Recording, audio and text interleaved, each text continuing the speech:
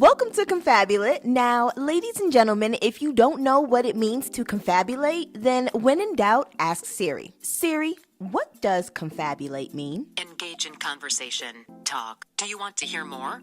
Please. Fabricate imaginary experiences as compensation for loss of memory. Nice. So don't take yourself or us too serious, folks, okay? We're just talking about shit for the culture. Hey, you guys, welcome back to another episode of Confabulate. Do you think there's any truth to this? Let me know. So this post reads, we're going to talk about how being raised in a dysfunctional household causes you to choose horrible romantic partners because I have time. And I'm not just speaking on physical child abuse here. Emotional child abuse is just as harmful. Raised in a household where you were constantly emotionally neglected, most likely you turn into a people pleaser and attention seeker. I don't mean people pleaser in a negative way. It's a survival technique of abused children to cater to those around them. Because if you cater to everyone around you, then maybe you'll get that love and validation from your parents, and maybe that'll stop the abuse. And I don't mean attention seeker in a negative way either. Attention is a basic human need. Abused children just seek more of it as adults. You think that you choose a mate who can meet your emotional needs, right? One who'll love you the way you need to be loved, right?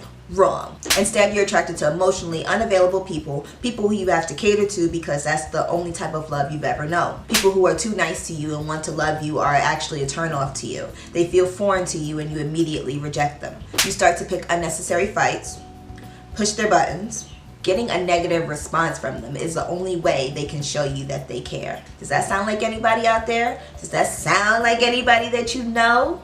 If you guys have any opinions, leave them down in the comments below. Here's my take on it. So I agree, I just don't like the overall tone and ending of the message. Like I said, I do agree that, you know, being abused as a child definitely affects you and your cognitive state as you get older if you do not address those things early on. So I agree with the post, however, I do feel that it could have been done in maybe a more tasteful manner. I feel like it was a very negative tone behind it, but Shorty sounded like, she said she had time, so obviously it was coming from a place of pain.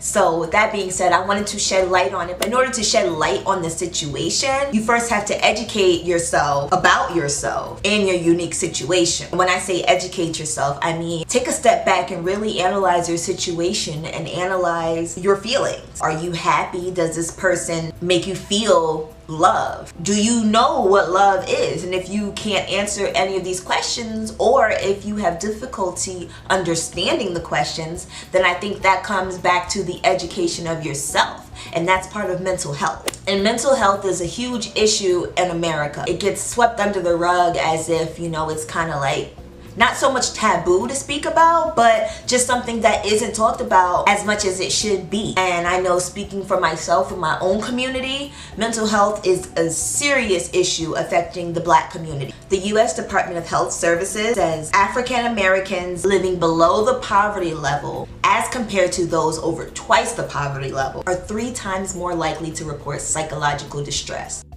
That's crazy, that's insane.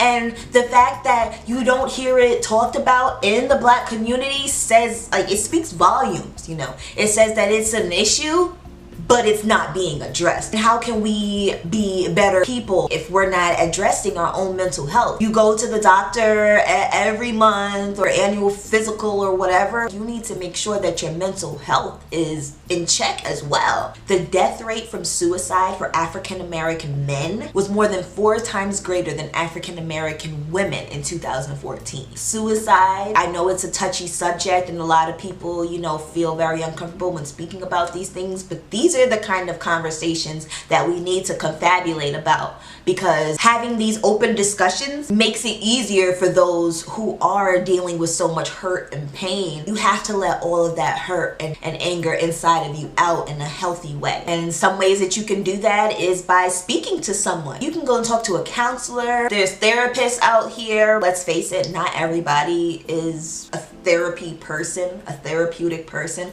whatever the hell that means. I mean, therapy helps me. If you're not into therapy, then hey, why not finding a different outlet to let out those emotions? Writing, picking up a sport or a hobby, just anything. Because just doing something else, letting it out in the most effective way possible and constructive way possible, you know, you're allowing yourself to grow. Really think about that, you guys. Do you want to be stuck in the same spot forever? Like, confabulate? Where's the growth? You have to find a good way to gain a healthy relationship with yourself. A healthy relationship with yourself is going to be the basis for any relationship that you have with anybody else. And in relationships, I mean whether that's with your parents, your best friend, your spouse, lover, whoever, your neighbor, like anybody. The relationship that you have with yourself is the foundation for all other relationships to aspire. Once you know who you are, bond your words with your beliefs to manifest your destiny. That's enough of how I feel about the situation. Now it's time to confabulate. I want to hear how you guys feel. Drop your thoughts in the comments. Do you think there's any truth to this post? Do you think I'm kind of stretching here? Like, am I reaching too far, fam? And can you give an example of how I could be wrong? Thank you for tuning into this episode of Confabulate. If you liked it, go ahead and give it a thumbs up. Remember to subscribe to my channel and turn on those notifications because I would